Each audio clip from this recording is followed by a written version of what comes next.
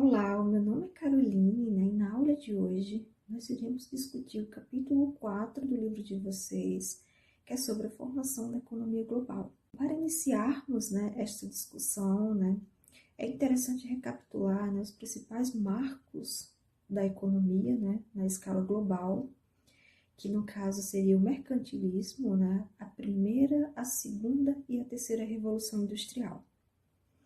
Bom, há algo, né, muito marcante, né, entre o marco econômico e o outro, né, que seria justamente o aperfeiçoamento das técnicas, né. Portanto, eu trago aqui o conceito, né, de técnicas, né, para vocês entenderem melhor, né, a relação entre as técnicas e a formação da economia global. Bom, então aqui eu trago o conceito de técnica, né, segundo o geógrafo Milton Santos, e aí ele vai dizer que técnica são conjuntos de meios instrumentais e sociais com os quais o homem realiza sua vida, produz e ao mesmo tempo cria espaço. Ou seja, a relação homem-meio, né, ou a relação homem-natureza, ela é dada pela técnica, né? E isso pode resultar em transformações na paisagem, né? Como também nas transformações sociais e econômicas, né? E um bom exemplo disso, né, seria a construção de cidades, a construção de pontes, de estradas, ou até mesmo a introdução de novas tecnologias, entre outros exemplos, né? Então, né, a economia global, ela surge por meio do avanço da técnica, né? Do aperfeiçoamento da técnica.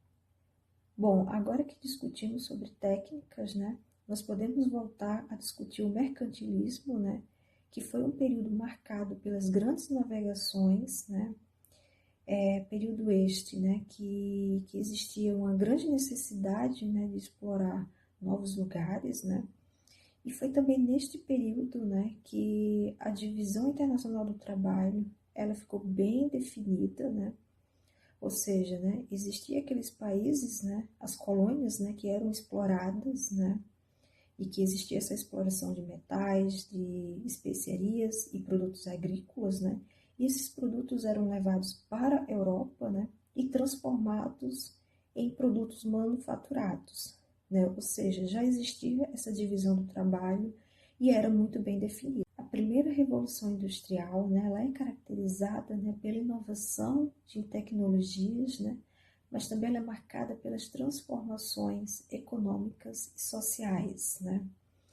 E como também, né, a introdução de novas técnicas, né? E a exemplo disso, né, nós temos a substituição da manufatura, né, pela maquinofatura, né? E isso permitiu, né, maior produtividade. A segunda revolução industrial, né, ela é marcada pelas mudanças no modo de produzir. Isso devido, né, à introdução de novas máquinas, né, e o aperfeiçoamento, né, das técnicas, né.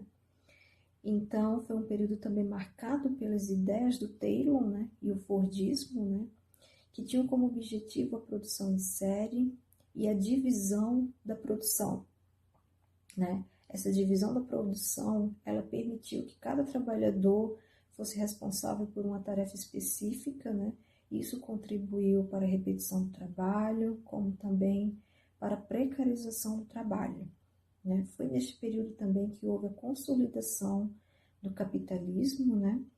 Isso devido, né, à definição dos grupos hegemônicos, né, os detetores dos meios de produção. Olá pessoal, tudo bem com vocês? Aqui quem fala é Manuel Medeiros, estagiário da disciplina de Geografia, né, e hoje vamos dar continuidade no tema, né, terceira revolução industrial e, né, globalização. Então, vocês já visualizaram, né, o processo que iniciou a primeira revolução industrial, a segunda revolução industrial. Nessa terceira, vai iniciar na década de 70 e vai trazer algumas informações, vai trazer algumas modificações para a sociedade, como, por exemplo, o advento da robótica, do computador pessoal, mas também a transformação no sistema capitalista e também na organização do trabalho.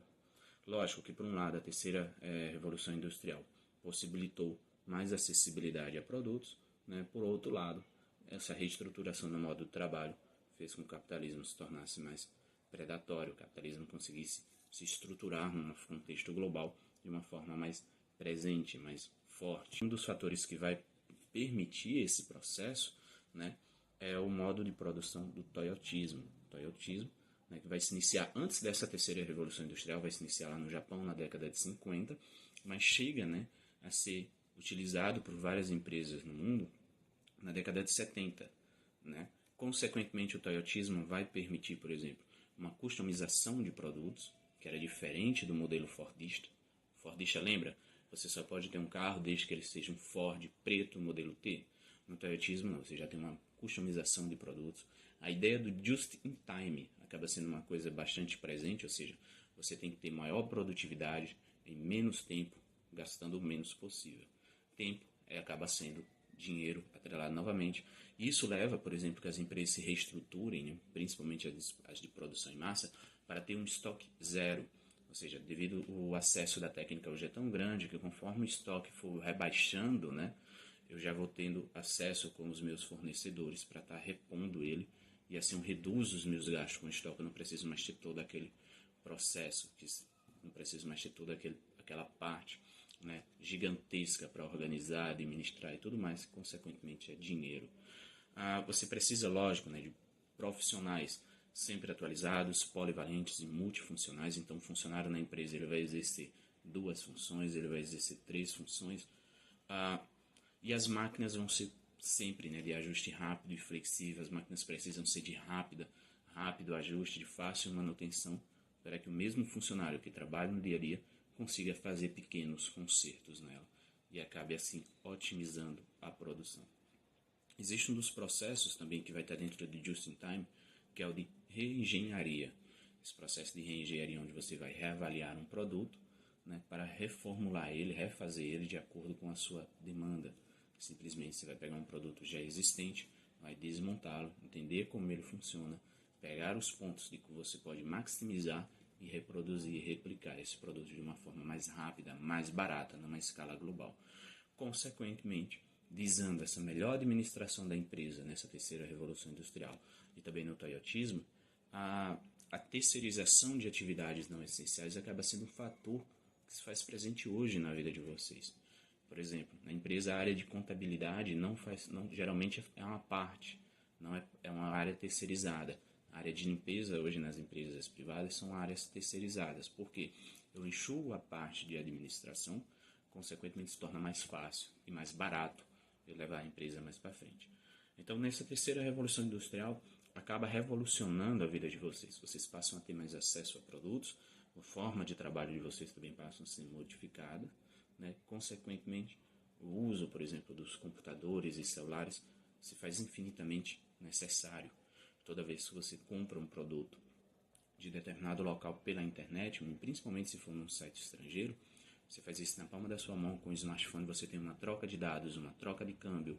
Isso vai mexer com a produtividade de um trabalhador de um determinado local. Vai ter toda uma logística em transporte para que o produto chegue na sua residência de acordo com a previsão que estava prevista no aplicativo. Isso aqui é somente para dar um exemplo prático, né, de como a terceira revolução industrial e esses modos de produção que se fazem presentes, que vocês acompanharam nesse capítulo, acaba sendo essencial na vida de vocês. É isso, pessoal. Até a próxima. Olá, agora nós vamos falar sobre a questão do monopólio e do oligopólio. Né? Mono vem de um. Isso vai dizer que uma empresa vai dominar aí um certo serviço ou produto no mercado. Ou seja, só vai ter ela para o que você precisar. Temos como exemplo os Correios, que eles têm um monopólio na questão das cartas. Não encomendas, porque existe muita essa confusão de muita gente ficar dizendo que os Correios têm, né, monopólio em encomendas, mas isso é falso. O monopólio dos Correios se trata de cartas. Então, se você vai querer, né, trabalhar com cartas, você vai estar aí acabando aí com essa questão do monopólio dos Correios. Mas isso é o que? Um monopólio legalizado. Então, se você se envolver com questão de cartas, você vai se ver com a lei, porque você está contra a lei, justamente porque esse monopólio ele é autorizado. Tá? Geralmente nós vamos ter esses monopólios justamente com empresas públicas. Porque hoje em dia, né, muitos países eles aboliram essa questão do monopólio, né, e tem regras contra isso. Né? mas a gente ainda tem alguns exemplos em alguns locais, né? Como a gente lembra, por exemplo, que na Copa, né? Tiveram alguns países que as pessoas reclamavam, né? Dizendo, ai, nossa, às vezes viam a realidade de outro país, né? E falavam, por exemplo, no meu país só tem uma empresa de telefone para todo mundo. Então aí poderia ser considerado um monopólio, porque só tem uma empresa controlando algum serviço, né? E temos o oligopólio, que vai ser justamente algumas empresas que vão controlar algum tipo de produto ou serviço, né? Isso ocorre muito, né? A gente sabe globalmente, né? Nós vamos ter poucas empresas que vão deter diversas outras, né? Que no final do dia vai ser justamente isso, né? Poucas empresas vão comandar todo o comércio, né? Toda a produção, ou seja, ou toda parte de algum serviço, né? Ou de algum produto, vão ser controlados por algumas poucas empresas no mundo. Então, dentro da questão dos oligopólios, a gente pode ter diversas formas, né, que esses oligopólios podem estar organizados. O primeiro deles é a questão dos cartéis, né? Os cartéis eles estão relacionados aí quando algumas certas empresas, né, elas vão chegar a se reunir, né, para decidir, por exemplo, a concorrerem juntas a certas licitações públicas, né, a partir de um acordão, né, a determinar certos preços, né, de certos produtos ou serviços, né, e isso vai acabar ocorrendo. O cartel ele é ilegal, né? E ele sofre várias consequências através da lei, né? Mas se sabe que ele acaba sendo praticado, né? Principalmente aí nós temos exemplos como postos de gasolina, né? Existem muitas acusações relacionadas à questão dos postos de gasolina e sobre a realização de cartéis, que por exemplo, né, nessa parte dos postos de gasolina, os postos, né, teriam essa decisão aí de, por exemplo, determinar o preço de cada posto, né, por exemplo, que evitasse que houvesse uma concorrência, né? Você vai evitar que haja uma concorrência. Você pode dizer, fulano, você cobra o combustível 10 centavos mais barato hoje e eu amanhã, né? Então, eles vão acabar o quê? Se eles estão, por exemplo, na mesma cidade, né? Ou estão no mesmo bairro, né? Isso vai fazer com que, por exemplo, num dia as pessoas, né, geralmente vão preferir ter gasolina num certo posto num dia e depois no outro e vai e volta, vai e volta. Essa questão está envolvida por questões de cartão. Outra forma de oligopólio é a questão dos trusts, né? Vai ser aí geralmente quando empresas do mesmo setor ou de setores diferentes, né? Elas vão se unir, né? E formar uma nova empresa. E nessa nova empresa, né? Eles têm aí o objetivo de dominar boa parte de um certo mercado. A gente tem como exemplo no Brasil a questão da Sadia e da Perdigão, que eles se uniram, né? E formaram uma nova empresa, né? Que aí vai dominar boa parte do mercado aí relacionado a carnes, né? E etc. E para finalizar, nós também temos a forma de oligopólio chamada holding, né? Diferentemente do anterior, né? Essa vai se relacionar aí com uma grande empresa que vai dominar outras empresas. Ou seja, ela vai ter grande parte, né? Ou deter essas empresas que estão abaixo dela, né? Ou seja, ela vai controlar diversas outras empresas, né? Geralmente o que? Do mesmo ramo. Então você vai ter, por exemplo, aqui no Brasil o exemplo da Ambev, que ela vai ter o que? O domínio sobre a produção de diversas marcas, né, de cervejas, por exemplo, né? E existem outros diversos exemplos, né? Nós temos a Nestlé no mundo, nós temos Mondelez no mundo, enfim, diversas outras aí holdings, né, que vão ser justamente essa empresa central que vai possuir outras empresas